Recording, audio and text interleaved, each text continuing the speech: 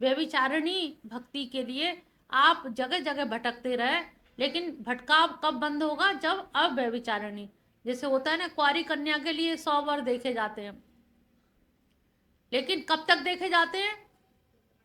जब तक ब्याह नहीं हो जाता, और ब्याह हो जाता तब देखे जाते हैं। तो ऐसे ही जब भगवान कृष्ण से ब्याह हो जाता है, भगवान कृष्ण से प्रेम हो जाता है, फिर किसी और से प्रेम करने की आवश्यकता नहीं रहती है।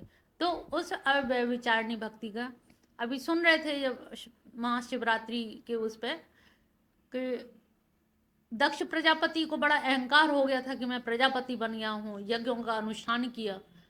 वहां पर शंकर भगवान भी पहुंचे, सबने उनको बड़ा प्रजापति होने के नाते बड़ा अभिवादन स्वीकार किया, बड़े उनकी वाहवाही जय जयकार किए।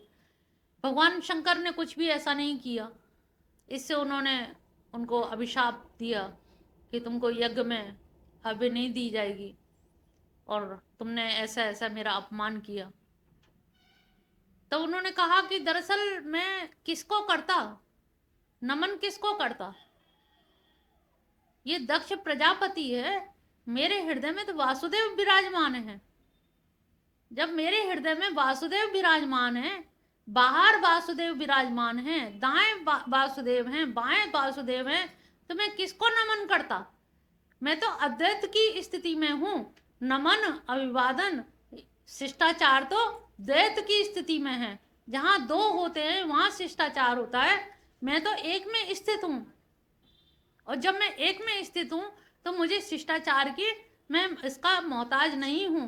तो उसके पीछे कितना सती का वो दहन करना, कितनी लीला हो गई, सोचिए। तो उनके जो अंदर से दृढ़ आस्था थी, इसीलिए वैष्णवाचार्य कहा जाता है, परम भागवत कहा जाता है शंकर भगवान को, कि सबसे बड़े परम भागवत हैं कृष्ण भक्त के, में सबसे सर्वोपरि उनको माना जाता है। गोपेश्वर भगवान की पूजा इसीलिए नित्य ब्रज में होती है। तो जो सार तत्व है, अगर सार को हमने समय से समझ लिया तो जीवन का कल्याण हो गया। अगर हमने समय से नहीं समझा तो हमारा ही जीवन कहीं ना कहीं त्रस्त रहेगा और पुनर्पुनर हमारा आना जाना लगा रहेगा। विविक्त शुद्ध देश का सेवन करना और जन समुदाय में रति ना होना। हम लोग यहाँ सब लोग मिलते जुलते हैं, लेकिन ऐसा कोशिश करें या नाते रिश्तेदारों में कि व्यवहार सबसे चलाए। भगवान ये नहीं कहते कि संबंध तोड़ लो, लेकिन ये कि रति ना हो। उपरति बताई थी ना, उपरति का मतलब हमें रति से ऊपर होना है। संबंध के लिए संबंध रखिए, व्यवहार के लिए व्यवहार रखिए, लेकिन उपरति रखिए। हमें रति इसमें अगर रहेगी तो रति में फिर हम कहीं ना कहीं आसक्त हो जाएंगे, और आसक्त होने का कारण है कि हमारी फिर पुनः पुनः वही दशा होगी जिसके लिए हम डरे हुए हैं। शुद्ध देश, विविध शुद्ध देश का सेवन करना। ज्यादातर कोशिश ये करो, बहुत लोगों की भीड़ बैठी हो, उन भीड़ के बीच में ज्यादा लोगों से मिलो जुलो नहीं, अवॉइड करो। पार्टी आर्टी में जाने में थोड़ा सा बचो, कि ऐसे लोगों से बहुत खान पान उनके साथ, झूठी प्लेट में खाना पीना, कैसा लोगों ने बनाया होगा, किस तरह का होगा, किस तरह से लोग होंगे। तो कोशिश करें जितना हम बच सकते हैं व्यवहार जगत से बच जाए, और जितना नहीं बच सकते, मजबूरी है कि हमें चलाना ही है, उतना ही भर चलाएं। लेकिन ये एक कोशिश होती है लोगों को, अब देखा है पार्टी में जाते हैं तो सबके फ़ोन नंबर जरूर ले लेते हैं, अपना फ़ोन दे दो, बात तो घर जाके कर लेंगे, यहाँ सुनाई तो दे नहीं रहा डीजे में, बात हम घर जाके करेंगे। फिर जो उनके संबंध बनते हैं वो इतने प्रगाढ़ होते हैं कि जिनके यहाँ पार्टी में आए थे उनको पता भी नहीं है, और उनके बहुत प्रगाढ़ संबंध, घर आना जाना। तो ये संबंध बनाने वाले हैं कौन? हम ही लोग तो है ना। तो द्वंद्वों में फंसते तो हम ही है ना, स्वयं से ही फंसते हैं, खुद ही नंबर देते हैं, लेते हैं, आपस में आवागमन करते हैं, नंबरों का देना लेना। तो ये रति से हटना, ऊपर उठना, कि जो संबंध भगवान तुमने दे दिए, हमें बाल बच्चे दे दिए, पत्नी दे दी, जिनको इग्नोर नहीं कर सकते, परिवार दे दिया, पति दे दिया, जिनको निभाना ही निभाना है, वो एक मजबूरी है, उतनों को ही हम अच्छे से निभा ले जाएं, बखूबी अपना रूप और भाव और उनकी सेवा शुश्रूषा करके हम निभा ले जाएं, यही बहुत बड़ी बात है।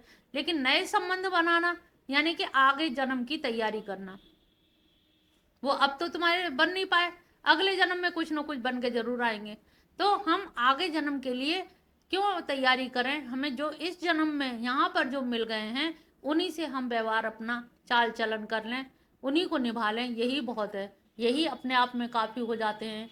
ससुराल पक्ष के मिलाइए, मायके पक्ष के, अपनी मित्र मंडली, अपनी सत्संग मंडली, अड़ोस पड़ोस, इन सबको भी मिला के आपके इतने सारे लोग हो जाते हैं।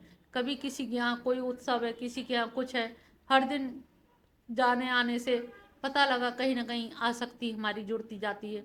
तो हमें अपने जीवन को खुद ही आत्मनिग्रह करने का मतलब खुद ही संयमित करना पड़ेगा, अपने आप को कंट्रोल करना पड़ेगा कि हमें कहाँ जाना ज़्यादा ज़रूरी है, कहाँ से हम बच सकते हैं और कहाँ से हमारा उद्धार हो सकता है, ये थोड़ा सा हमें ध्यान रखना होगा। 11वां श्लोक। अध्यात्म ज्ञान में नित्यतम तत्व ज्ञानार्थ दर्शनम एतज्ज्ञानमिति प्रोक्तम अज्ञानम यदतो अन्यथा।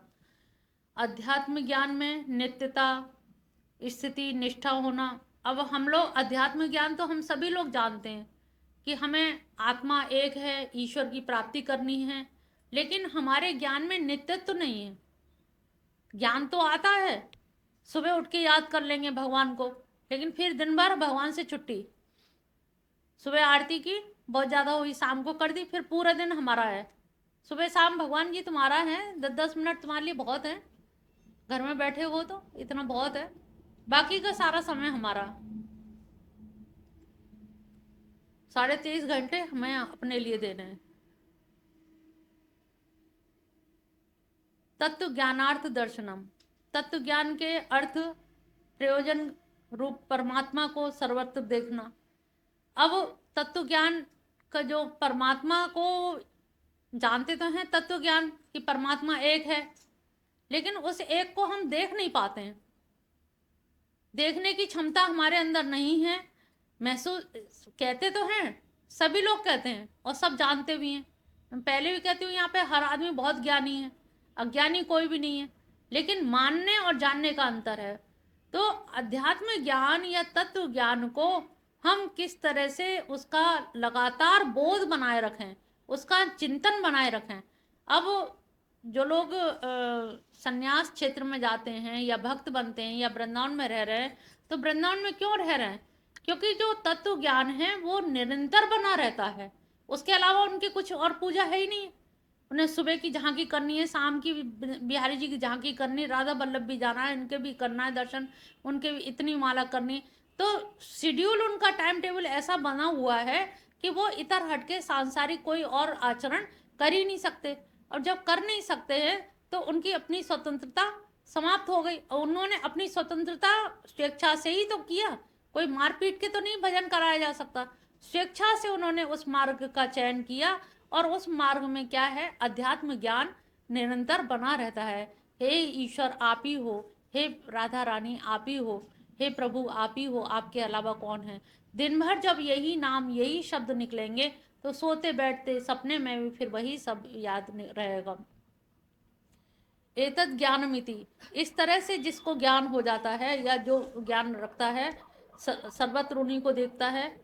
और जो उसको तो उन्होंने ज्ञान मिति ज्ञान कहा, प्रोक्तम अज्ञानम, और इसके अतिरिक्त जो है वो सब अज्ञान है। यानी कि परमात्मा है, सबके अंदर परमात्मा है। हम मनुष्यों को तो देखते हैं, लेकिन मनुष्य में बैठे हुए परमात्मा को नहीं देख पाते। और कोई कहे भी इनमें परमात्मा बैठा है तो गुस्सा आएगी, हाँ होगा परमात्मा, देखें सब परमात्मा। तो हम लोग अध्यात्म ज्ञान को, तत्व ज्ञान को कंटिन्यूटी या बोध नहीं बनाए रख पाते हैं, उसकी बोध वृत्ति नहीं रहती है, और हम उसको भूल जाते हैं और रोजमर्रा की जीवनचर्या को चलाते रहते हैं और उसको मुख्य धारा को भूल जाते हैं।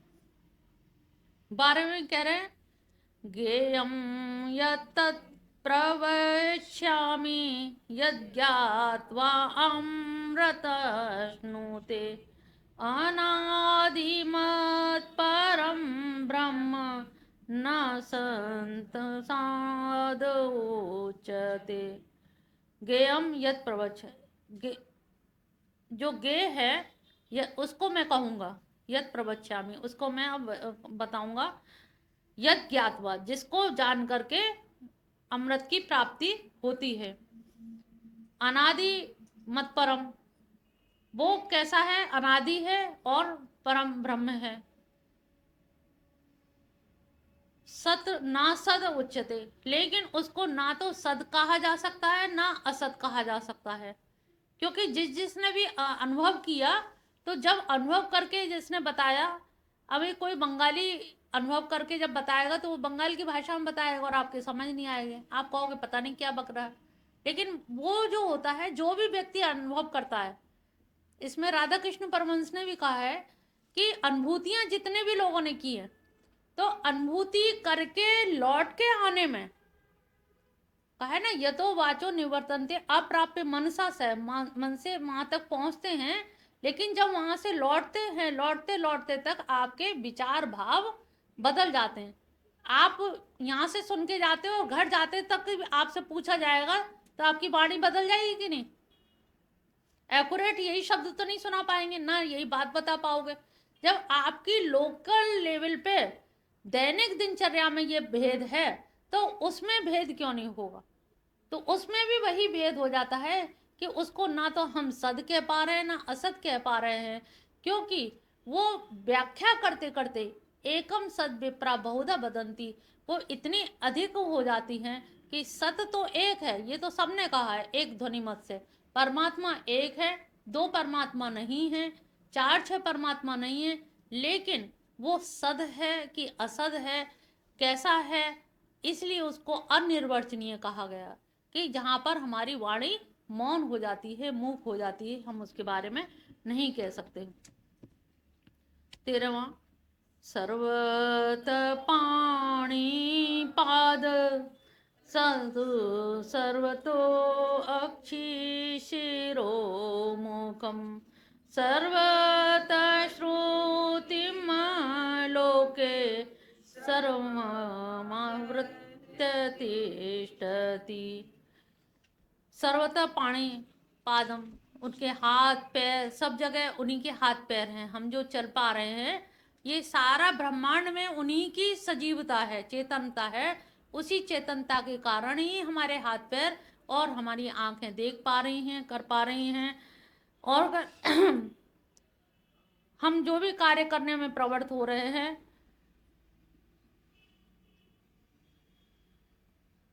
इस अचेतन वर्ग को अगर वो ना घेरे रहें तो ये चेतन जैसा कार्य कर भी नहीं सकता है, क्योंकि जड़ तो है ये, प्रकृति तो है ये, हम भी जड़ हैं, लेकिन हमारे अंदर जो परमात्मा है, जीवात्मा है, पुरुष है, उसके बाहर भी वही है, कि बाहर भी हम जमीन पे चल रहे हैं, जमीन ही फट जाए, डगमगा जाए, जमीन को बैलेंस बनाए रखना, प्रकृति को बैलेंस बनाए रखना, ये सारे कार्य कर रहे रखना, ये सारा कुछ भगवान की उस चेतन सत्ता का ही प्रभाव है। उस चेतन की वजह से ही हमारी जो सत्ता चल रही है, जो हम कार्य करने में सक्षम हो पा रहे हैं, वो केवल उन्हीं के कारण है, क्योंकि उनकी हजारों हजारों आंखें हैं। वो हमारी हजारों आंखें जो दिख रही हैं, हम जितने लोग हैं उतनी देख पाएंगे, लेकिन उनकी आंखें तो पूरे ब्रह्मांड की आंखें हैं, इतनी आंखें तो नहीं जितनी हम लोगों की है। तो सोचो, असंख्य हैं, असंख्य असंख्य हाथ पैर असंख्य हैं, जिनसे सारे जीव चल पा रहे हैं। अब आप इसको ऐसे समझ लो, तुम लोग सब चल पा रहे हो, तुम्हारे अंदर पुरुष है, लेकिन अमेरिका का आदमी वो भी चल रहा है, क्यों? क्योंकि उसके अंदर भी पुरुष है। अफ्रीका का आदमी है, वो भी चल रहा है, इस्कॉन में नृत्य कर रहे हैं वो भी, तो ये सारे उन्हीं के तो हाथ पैर हुए ना। तो इतने असंख्य हैं कि उनको हम गिनती नहीं कर सकते, इसीलिए अनिर्वचनीय कह दिया गया कि इतने असंख्य हाथ पैर हैं कि उनको गिनना मुश्किल है।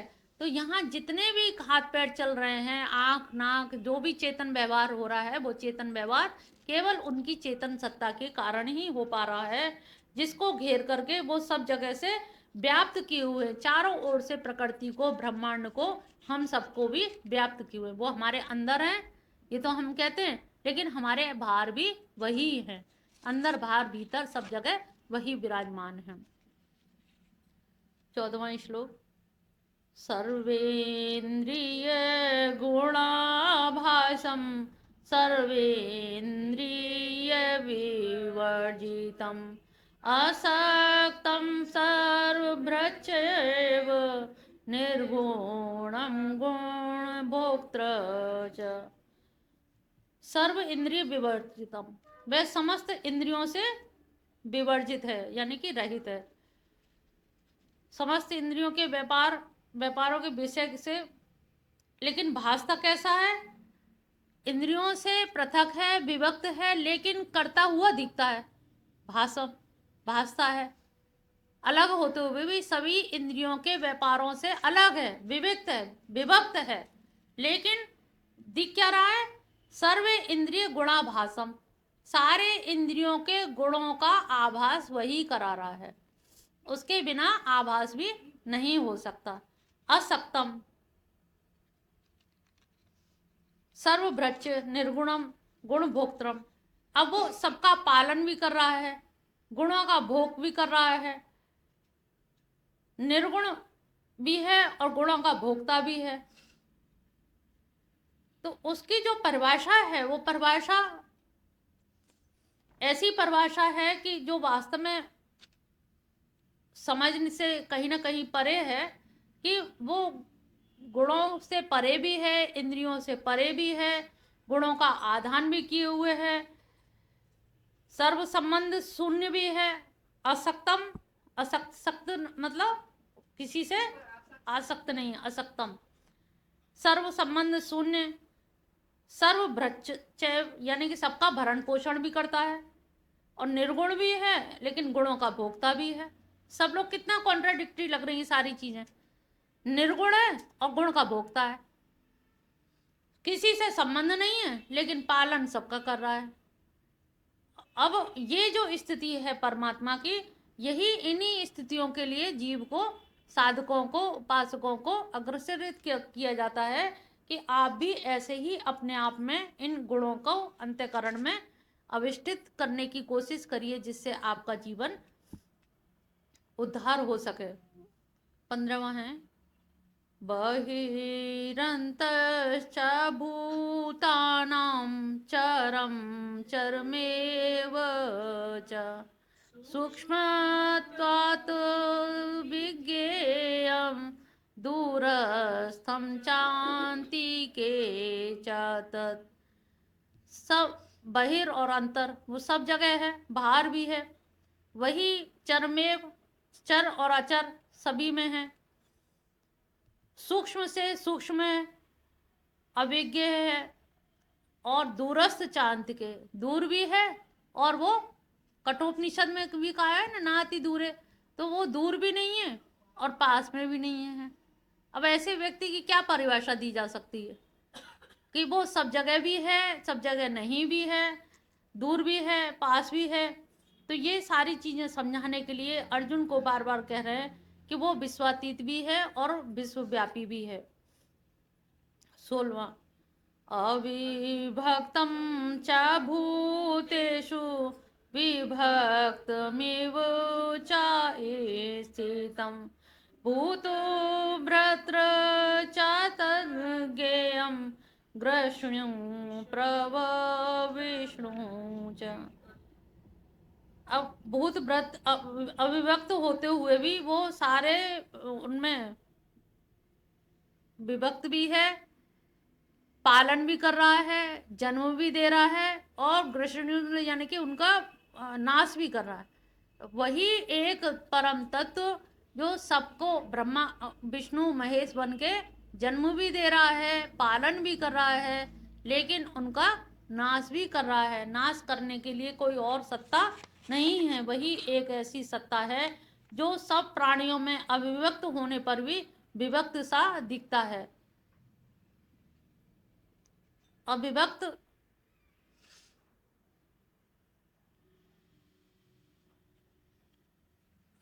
अविभक्त तो है लेकिन विभक्त सा दिख रहा है। तो विभक्त सा क्यों दिख रहा है? क्योंकि हम सब लोग अलग अलग बटे हुए हैं और नाम रूप उपाधि सबकी अलग अलग है। जब नाम रूप उपाधि अलग अलग है तो हम सब में है तो वो एक ही। ये कहने को तो हम सब लोग यही कहते हैं ना, वो तो एक ही है, लेकिन फिर भी विभक्त बटा हुआ सा दिखाई दे रहा है। तो अविभक्त होते हुए भी बटा हुआ है।